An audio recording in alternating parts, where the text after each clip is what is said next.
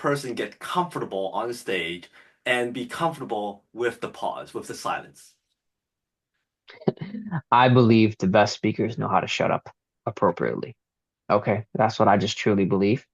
And so most of the time, speakers, the reason why they struggle is because they feel like they have to talk. So if they have 30 minutes, they have to talk the entire 30 minutes. So it's just like one big breath, and they talk the whole time. All right, done. Right. And they feel like they have to do that. And for me, I'm like, where are people teaching this stuff? Like this is ineffective speaking. Like it's horrible. Okay. And so I believe you want to put strategic pauses every few minutes or less in your talk because when you don't have pauses, what essentially you do is that you're taking all your information, your story, your content, and it's like you're taking your audience to a buffet line and you're forcing them to eat the entire buffet in one sitting. Like, all right, you're gonna eat every single thing right now. And they can't digest it. It's too much. It's overloading them. But when you put strategic pauses in your speech, you give them one bite at a time. Ooh, that was good. I'll take some more. Another one. Ooh, that was good. I'll take another one. And so you sprinkle it out. And so I believe the best time to use pauses are when you say something profound, or if you say something very personal or vulnerable, or something that you know is very relatable or powerful quote.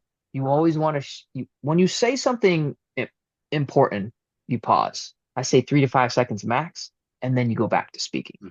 And speakers got to get comfortable with the silence. And usually speakers are not comfortable with silence because they're insecure. Insecure speakers leave no room for pauses or they're unframed.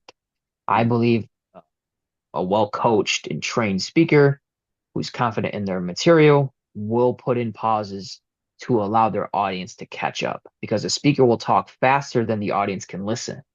And that's why when they talk, they need to pause, give the audience a chance to take that emotional moment in, let them feel that before you jump to the next point. I was coaching a client before and they were sharing their story and they were talking about how their mom died and they talked about it like it was nothing. And I was like, whoa, like, oh yeah, so my mom died and then I went to school the next day and then I had lunch that day. And I'm just like, wait.